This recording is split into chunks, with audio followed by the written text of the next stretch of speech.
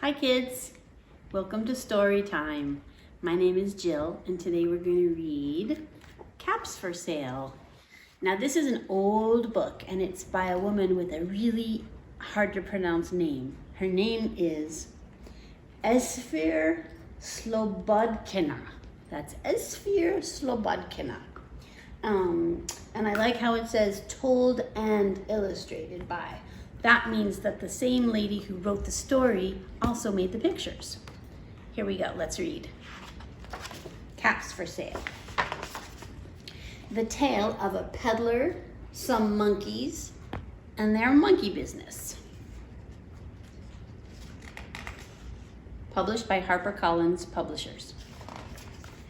This is the dedication. This is who she wrote the book for. She says, to Rosalind and Emmy Jean, and to their grandfather, who loved to read to them.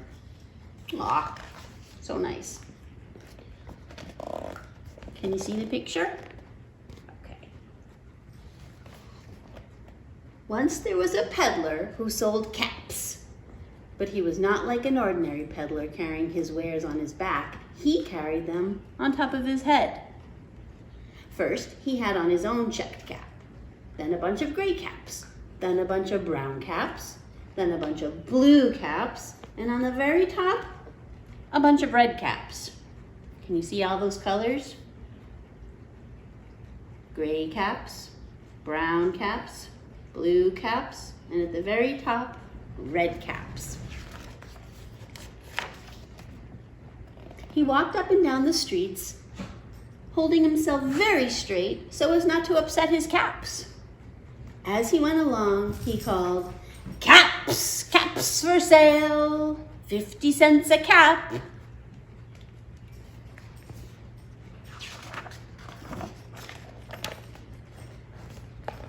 See, he's walking into the village.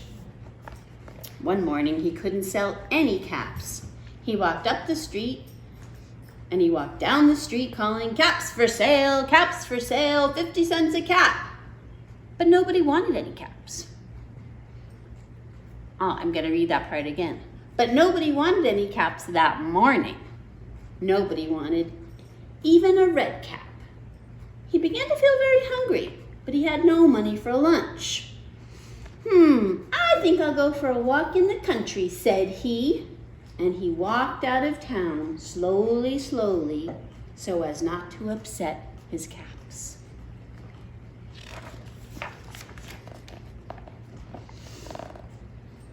He walked for a long time until he came to a great big tree. That's a nice place for a rest, thought he.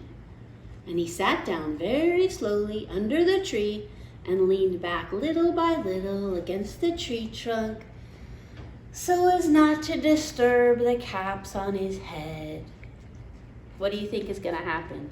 Do you think he's going to fall asleep? It looks like it.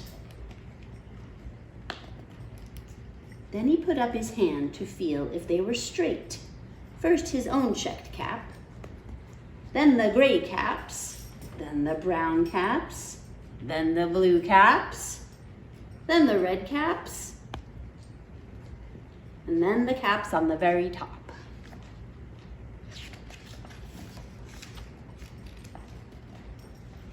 They were all there. So he went to sleep. He slept for a long time. See the sun shining on him and the flower? I think sunshine makes us sleepy sometimes. Do you ever get sleepy when the sun's shining on top of you? I do. Today's a rainy day, but I miss the sunshine. Back to the story. When he woke up, he was refreshed and rested. Can you see the picture?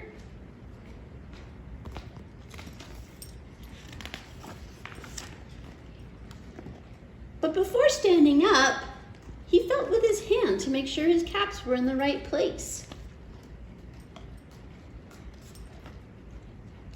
All he felt was his own checked cap. Where do you think all the caps went? I think we're going to find out.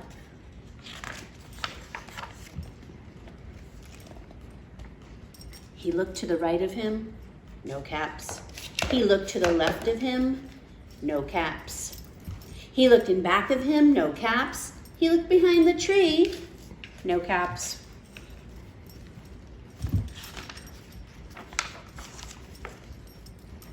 Then he looked up into the tree. And what do you think he saw? I'm going to turn to this side so we can see.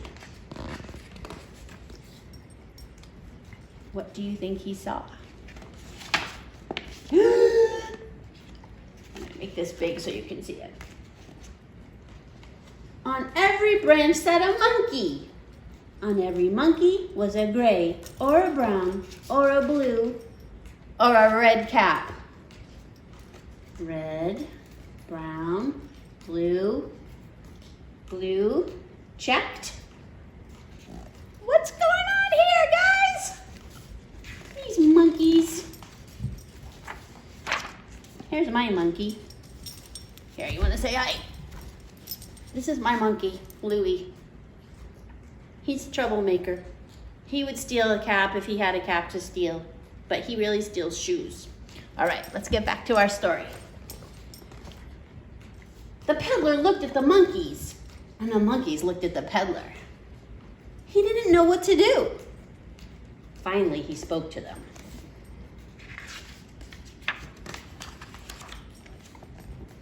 You monkeys, you, he said, shaking his finger at them. You give me back my caps.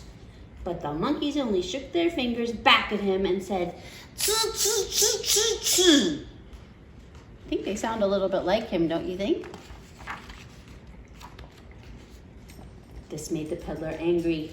So he shook both hands at them and said, "You monkeys, you give me back my caps." But the monkeys only shook both their hands back at him and said, "Tsu, tsu, tsu, tsu, tsu, tsu." These monkeys are stubborn. Now he felt quite angry. He stamped his foot and he said, "You monkeys, you better give me back my caps." But the monkeys only stamped their feet back at him and said, "Tsu, tsu, tsu, tsu, tsu, tsu, tsu."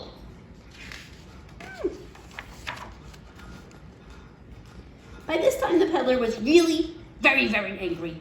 He stamped both his feet and shouted, "You monkeys, you must give me back my caps." But the monkeys only stamped both their feet back at him and said, "Oh, tsu, tsu, tsu."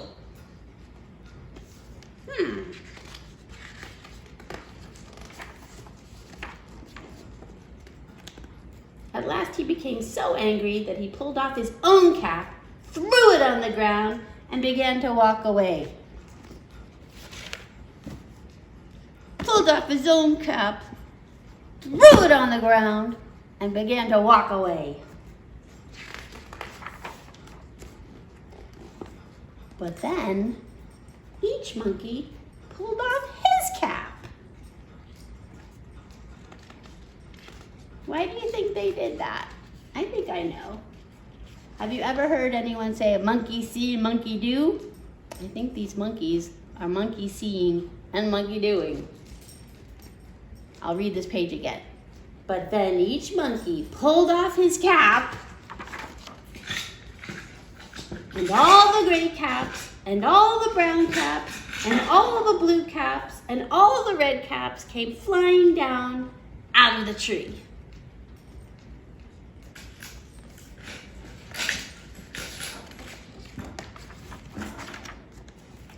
So the peddler picked up his caps, put them back on his head, first his own checked cap, then the gray caps, then the brown caps, then the blue caps. Oh, I got these wrong, sorry. And then the red caps on the very top.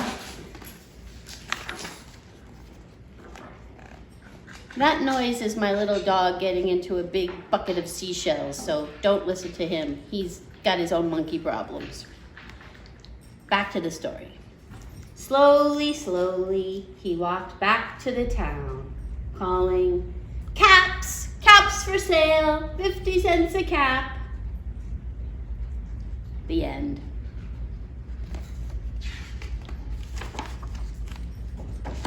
Thank you so much for listening to Caps for Sale by Esphyr Slobodkina.